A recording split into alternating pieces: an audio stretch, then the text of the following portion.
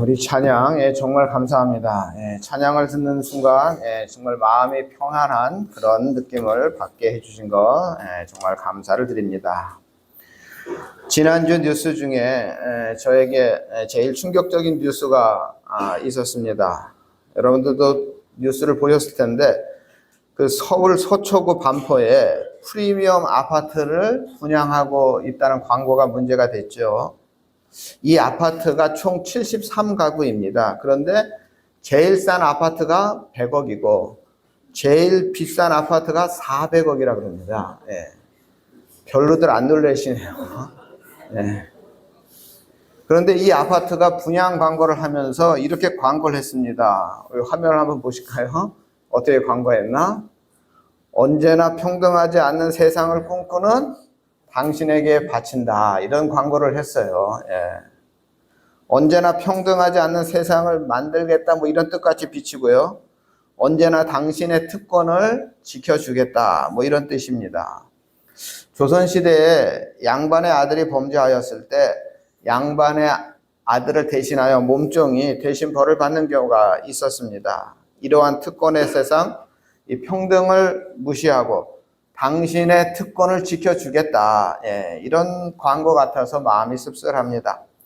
평등하지 않은 세상이 좋은 세상입니까? 인류 역사는 평등한 세상을 위해 지금까지 노력해왔는 그런 역사를 가지고 있습니다. 조선시대와 달리 대한민국은, 현재 우리가 살고 있는 대한민국은 할아버지가 누구든 아버지가 무엇을 하든지 간에 나만 열심히 노력하면 무엇이든지 할 수 있는 자유롭고 평등한 세상이라고 저는 자랑스럽게 생각하고 있었습니다. 그런데 이 나라가 거꾸로 가고 있구나 하는 생각이 들며 이 작은 사건이 이 나라의 위기를 말하는 징조가 아닐까 하는 생각에 제 마음이 더 씁쓸했습니다. 위기라는 프랑스 영화가 있는데요. 잘 나가는 기업체 변호사로 일하고 있던 주인공 빅토르는 어느 날 아침 자신의 아내가 사라지고 없다는 사실을 발견합니다. 진정으로 사랑하는 남자를 만났고 그 남자와 함께 떠난다 하는 메모가 발견됐죠. 아닌 밤에 홍두깨라고 이런 어처구니 없는 상황이 어디 있겠습니까? 엎친 데 덮친 격으로 그날 직장에 출근했더니 또 하나의 나쁜 소식이 빅토르를 기다리고 있었습니다. 직장으로부터 해고 통보를 받은 것입니다. 그날 하루 동안 자신의 인생에 너무나 중요한 것들을 한꺼번에 잃은 엄청난 사건에 빅토르는 어찌할 바를 알지 못하고 있었습니다. 그래서 답답한 나머지 의사인 친구에게 자신의 참담한 현실을 의논하러 친구의 병원에 갔습니다. 그런데 그 병원에 갔더니 그 친구 부인이 남편과 싸웠는지 그 병원 대기실에서 기다리고 있는 환자들을 향해서 내 남편이 의사가 돌팔이다 하면서 자기 남편을 비난하고 있었습니다. 어찌 이런 일이 어쩔 수 없이 이 빅토르는 고향이라도 내려가고자 마음을 먹습니다. 고향에 계신 부모님도 만나고 잠시 휴식도 할 겸 머리도 식힐 겸 고향으로 내려가죠. 그런데 거기 역시 만만치 않은 상황이 기다리고 있었습니다. 어머니가 뒤늦게 진정한 사랑을 찾았다며 가출하려고 하고 있었습니다. 느닷없이 인생의 위기를 만난 이 빅토르, 이처럼 겉으로 드러난 위기보다 그런 상황에서 이 빅토르의 괴로운 현실에 귀 기울여줄 사람이 단 한 사람도 없다는 사실, 빅토르가 정말 쉴 만한 공간 하나 어디 없다는 이것이 이 빅토르의 위기를 말하고 있는 그러한 영화입니다. 물론 이 영화가 그리고 있는 이 위기의 상황은 너무나 극단적이고 과장된 것입니다. 그러나 살면서 이러저러한 위기를 당하지 않는 사람은 아마 없을 것입니다. 위기는 눈썹에서 떨어진다 하는 말이 있습니다. 인생의 위기는 그리 멀리 있는 것이 아니라 아주 가까이에 있는 것, 그리고 위기는 순식간에 우리를 찾아온다는 뜻입니다. 어느 날 속이 좋지 않아 병원에 갔더니 암이라고, 그것도 말기암이라고 말합니다. 자각 증세를 느꼈을 때는 이미 늦었노라는 의사의 선언을 듣는 이러한 상황을 우리 주변에서 우리는 쉽게 이야기를 듣습니다. 그뿐입니까? 황당하기까지 한 갑작스러운 사고나 이러저러한 삶의 위기는 예고 없이 우리를 찾아옵니다. 대단히 안타깝지만 이러한 삶의 위기가 우리들에게도 예고 없이 닥칠 수 있습니다. 이 위기에 우리는 어떻게 대처해야 할까요? 오늘 본문에도 느닷없이 삶의 위기를 만난 한 남자의 이야기가 나옵니다. 지금 그리스 지역 고대 빌립보시 감옥에 바울이라는 죄수가 수감되어 있습니다. 바울의 죄명은 귀신 들린 소녀를 고침으로써 귀신 들린 소녀가 점을 쳐서 그것으로 이익을 얻었던 주인들이 손실을 보게 되자 바울을 고소한 것입니다. 바울과 그의 동료들은 저녁 시간에 긴급히 체포되었고 정식적인 재판 절차도 없이 거의 죽을 정도로 매를 맞고 감옥에 갇혀 있는 상황입니다. 그런데 그날 밤에 빌립보시에 그리고 빌립보 감옥을 중심으로 한 그 지역에 지진이 발생했습니다. 그 지진 때문에 빌립보 감옥 문이 저절로 열리는 사건이 벌어집니다. 고대 역사가 요세푸스에 의하면 예수님의 활동 무대였던 팔레스틴과 중동 지역 그리고 이탈리아 지역으로 이어지는 라인으로 지진이 자주 일어났다 그럽니다. 그런데 이 그리스 반도는 지진의 기록이 그렇게 많지 않다 그럽니다.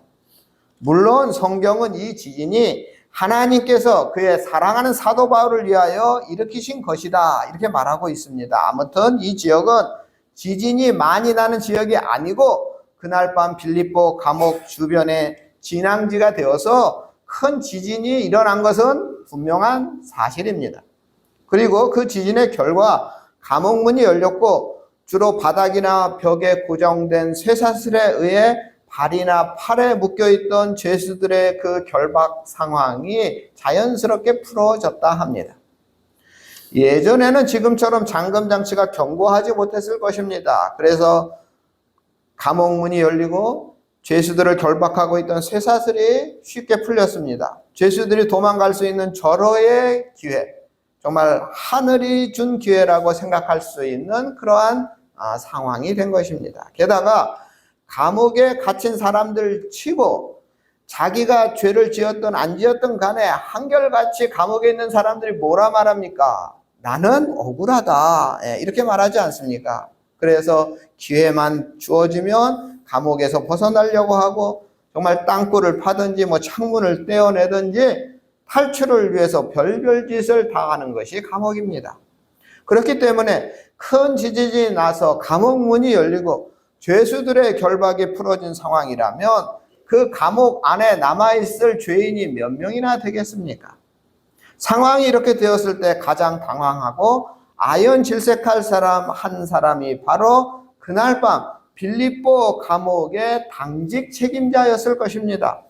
감옥을 지키는 책임자는 사회적 신분이 보장된 사람입니다. 그에게는 가정이 있었을 것이고 자녀들이 있었을 것이고 모든 면에서 별 무리 없이 큰 가오 없이 공무원으로서의 자부심, 가장으로서의 자긍심을 가지고 지금까지 정말 열심히 살아왔던 분입니다.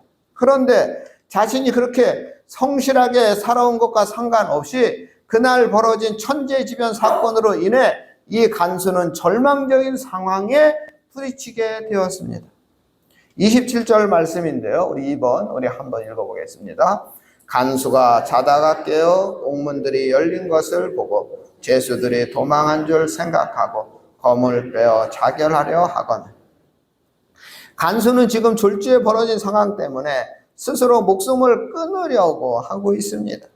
사도행전 16장 23절에 보면 상부에서 단단히 지키라, 든든히 지키라는 별도의 명령을 이 간수가 받은 상황입니다. 지역 유지들과 관련된 사건이고요. 그 죄수들을 특별히 잘 지키라 하는 명령을 이 간수가 받았습니다. 사도행전 12장 19절에 보면 예수님의 12제자 중에 한 사람인 베드로가 감옥에 있다가 구출된 사건이 있는데 지방행정 책임자였던 헤롯이 베드로를 지키던 파수꾼을 신문하고 죽이라 이렇게 명령한 기록도 성경에 있습니다. 이처럼 당시의 법에 의하면 만약 죄수가 도망을 가면 그 책임자인 간수가 그 책임을 지고 도망간 죄수의 형벌을 대신 받아야 했습니다. 또 이 바울을 지키던 이 간수도 이 사실을 너무나 잘 알고 있었죠. 간수는 지진으로 인하여 감옥에 수감되어 있던 모든 죄수들, 그러니까 바울과 동료들을 비롯한 모든 죄수들의 죄와 그 벌을 대신해야 했습니다. 그들 대신에 모진 신문을 받을 것이고 혹시 사형에 이를 가능성이 상당히 높습니다. 그래서 이 간수는 스스로 자결하는 것이 더 낫겠다라고 판단하고 스스로 자결하려고 한 것이죠. 요즘 우리가 살고 있는 이 시대에 자살이라는 용어가 그렇게 생소하지 않은 시대를 우리가 살고 있습니다. 신용카드 빚을 갚지 못해서 자살하는 경우도 있고요. 무기력한 삶에 회의를 느끼고 자살하는 경우도 있고요. 정말 농사를 짓다가 정말 흉년이 들어서 자살하는 농부들도 있고요. 심지어 정말 예전에 보니까 대재벌 총수도 무슨 이유인지 정말 비밀을 간직한 채 자살한 사건 우리 잘 알고 있습니다. 또 요즘에는 함께 죽자고 자살을 부추기는 경우도 있고 또 남이 하니까 나도 따라서 자살하는 그런 경우도 있다 합니다. 왜 스스로 죽으려 할까요? 그 이유는 간단합니다. 자신에게 닥친 삶의 위기를 넘어설 자신이 없기 때문에 자살을 택하는 거겠죠. 오늘 말씀의 주인공 이 간수를 보십시오. 직장에서 최선을 다했습니다. 뜻하지 않게 천재지변, 불상사가 일어났고 그 모든 책임을 내가 떠안게 생겼습니다. 직장을 잃는 것은 고사하고 대신 형을 살거나 죽을 수도 있는 위기에 처했습니다. 자신이 그렇게 불행하게 되면 나만으로 끝나지 않겠죠. 직장을 잃게 되면 가족들의 문제가 생기겠죠. 어린 자녀들에게 문제가 생기겠죠. 가장의 위기는 그 가정 전체의 위기가 될 것입니다. 이런 위기는 우리 성도님들 평생에 절대로 없기를 바랍니다. 그러나 삶의 위기, 삶에 뜻하지 않는 고난은 누구에게나 일어날 수가 있습니다. 그런데 설상가상으로 오늘 주인공 간수의 위기는 또 다른 위기로 이어지고 있다는 사실을 우리에게 보여줍니다. 어찌 보면 이게 더 중요한 위기가 아닐까? 저는 생각했습니다. 만약 이분이 자살했다고 칩시다. 그럼 그걸로 끝납니까? 그걸로 모든 책임이 끝날까요?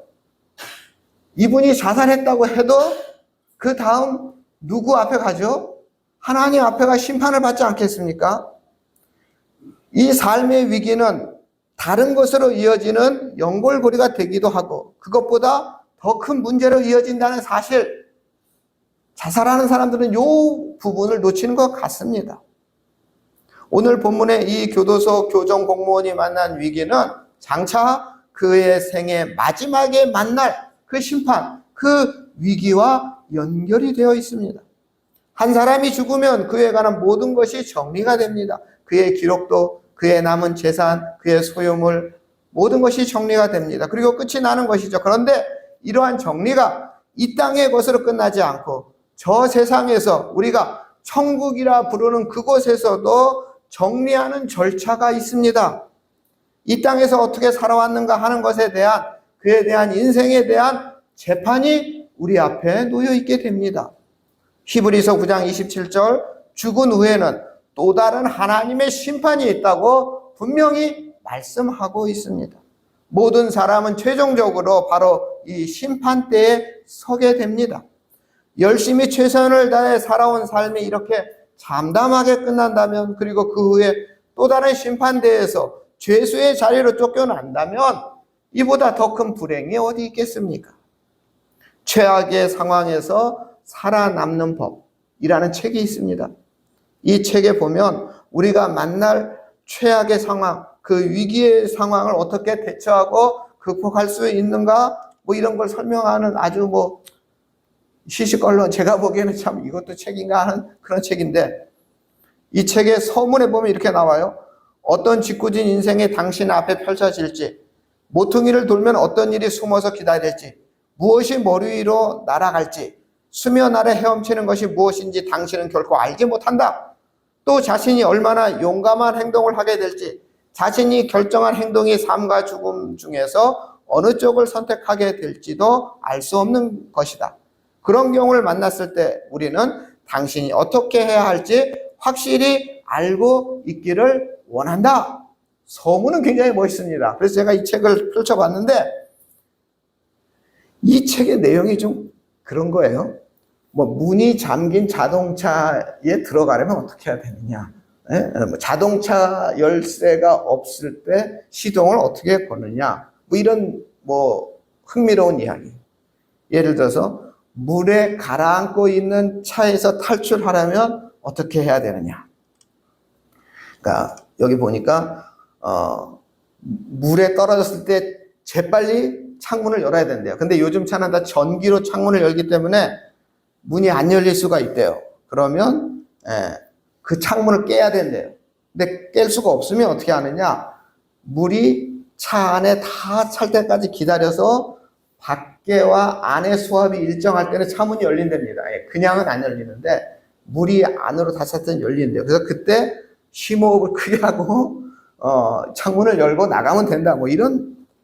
이런 얘기예요.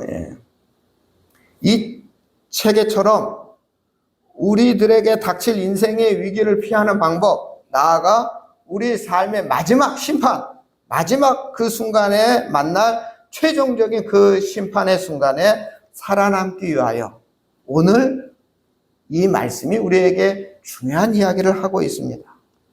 28절에 보면 자살하려는 빌립보 간수를 향해 바울이 크게 소리질러 간수의 자살을 저지합니다. 내 몸을 상하게 하지 말라. 우리는 다 여기 있다. 간수가 자살할 이유가 없어진 것입니다. 왜냐하면 바울을 비롯한 그날 밤 유치장에 있었던 모든 죄수들이 웬일인지 한 사람도 열려진 그 문으로 도망한 사람이 없었기 때문입니다. 바울의 도망가지 않았다는 소리를 듣고 간수는 충격을 받았습니다. 이 충격은 간수를 새로운 세계로 뛰어들게 합니다. 간수의 모습을 보십시오. 그가 알고 있는 인생의 공식이 깨졌다는 것을 그가 발견합니다. 어찌하든지 간에 감옥에서 벗어나려는 죄수들, 그렇게 죄수들이 달아나면 책임을 지고 간수가 형을 살거나 죽을 수밖에 없었다는 이것이 세상의 공식입니다. 그런데 세상의 공식대로 움직이지 않고 죄수들이 다 그대로 있는 것입니다. 그제서야 간수는 죄수들이 도망가지 않았다고 하는 문제, 그 이상을 이 상황에서 깨닫게 됩니다. 자신은 간수라 위에서 시키는 대로 할 수밖에 없는 사람입니다. 바울 일행이 어떤 중범죄를 저지른 것이 아니라 정말 나사렛 예수님이 하나님의 아들이고 그 이름으로 귀신을 쫓아내어 병을 고치는 좋은 일을 했다는 거 아마 이 간수가 알고 있었을 것입니다. 그러나 위에서 시키니까 한 일이죠. 그것은 선한 일, 유익은 주는 일, 상 받을 일이지 벌 받은 일이 아니라는 것을 이 간수는 알고 있었을 것입니다. 그런데 바울은 그것에 대해서 억울해하거나 누군가에 대해서 원망하지 않고 그것조차 기쁘게 받아들이며 찬송을 불렀습니다. 바로 그랬던 바울과 지금 자신 앞에 벌어지는 장면들이 연결되면서 간수는 바울을 주목할 수밖에 없었습니다. 귀신 들린 소녀를 자유케 한 일로 억울하게 감옥살이를 하면서도 바울 일행이 당당하고 웃을 수 있었던 그 이유, 자신의 억울함을 씻어줄 수 있는 지진으로 인하여 자유의 순간이 왔음에도 불구하고 도망가지 않고 남아서 죽으려는 나를 살려준 이유, 그 여유로움의 이유를 이 간수는 주목할 수밖에 없었습니다. 그래서 이 간수는 바울 앞에 무릎을 꿇고 다음과 같이 말하게 된 거죠. 우리 화면 보시고 우리 3번 우리 함께 있습니다. 선생님이여 내가 어떻게 하여야 구원을 얻으리까? 이것은 두 가지 의미가 담긴 질문입니다. 현재 자신의 위기 상황을 어떻게 대처할 수 있습니까? 하는 질문과 그것을 뛰어넘어 바울에게 일어난 일련의 사건들을 중심으로 나도 당신과 같은 그러한 세계에 들어가고 싶습니다 하는 그러한 질문입니다. 어떻게 하면 지금 저의 위기를 벗어날 수 있습니까? 어떻게 하면 나도 당신처럼 살 수 있습니까? 이 두 가지 의미가 담긴 질문입니다. 여기에 대한 대답이 31절인데요. 우리 4번입니다. 우리 함께 있습니다. 주 예수를 믿으라. 그리하면 너와 내 집이 구원을 얻으리라. 우리들 인생의 위기와 장차 우리 삶의 마지막에 만날 그 마지막 심판, 이것도 위기죠. 분명한 대처법을 사도 바울이 말씀하고 있습니다. 그것은 바로 예수 그리스도를 믿는 것입니다. 복잡하지 않고 아주 분명합니다. 거저 예수님께서 우리를 모든 위기의 원인이 되는 죄와 저주를 없애고 우리를 자유케 하시며 지금 만나는 위기와 장차 앞으로 당할 그 심판, 그 위기의 상황을 극복할 수 있도록 우리 예수님이 우리를 구원하신다 하는 말씀입니다. 주 예수를 믿으라. 그리하면 너와 내 집이 구원을 얻으리라. 이 말을 들은 간수는 망설이지 않았습니다. 간수는 자신과 더불어 온 가족이 예수님을 믿었고 당장에 닥친 위기만이 아니라 이 세상 끝날 내가 다 감당해야 될 그 하나님의 심판, 정말 새로운 도전과 은총의 기회, 정말 하나님께서 나를 살려주시는구나 하는 믿음을 가지게 되었습니다. 오늘 우리 성도님들도 우리 성도님들의 자녀들과 가족들 모두가 이와 같이 되시기를 바랍니다. 유능한 사람은 인생에 있어서 무엇이 더 중요하고 무엇이 더 우선인가 하는 것을 알고 중요한 것부터 하는 사람이라 합니다. 지금 우리들에게 가장 중요한 것이 무엇입니까? 그리고 우리 성도님들이 소중하게 여기는 것을 지켜줄 수 있는 분이 누구입니까? 지금 우리 성도님들과 자녀들에게 가장 중요한 일은 지금 바로 우리 예수님을 구주로 영접하는 일, 좋은 일, 급한 일 뒤로 미루고 우리가 주님을 영접하는 일입니다. 오늘 우리에게 교훈을 주고 있는 간수처럼 하루빨리 결단을 내리고 우리 자녀들, 우리 가족들 모두가 주님을 영접하여 구원을 받아 위기가 없는 삶, 위기를 벗어나는 삶, 그리고 예고 없이 다가온 위기를 인생의 또 다른 기회로 만들어 나아가는 복된 가정이 다 되시기를 주님의 이름으로 축원합니다. 사랑의 하나님, 우리가 살다 보면 힘든 일, 막막한 일, 고통스러운 일을 만날 때가 있습니다. 그러할 때 우리들 좌절하거나 낙담하지 않고 오직 예수님께 모든 것을 맡겨 해결해 나가게 하여 주시옵소서. 연약한 우리 성도님들을 지켜주시고 우리 자녀들을 지켜주셔서 우리 가족들 모두 주님과 함께 동행하며 여호와 니시 승리의 깃발을 들게 하여 주시옵소서. 우리를 구원하신 예수님의 이름으로 기도드립니다. 아멘.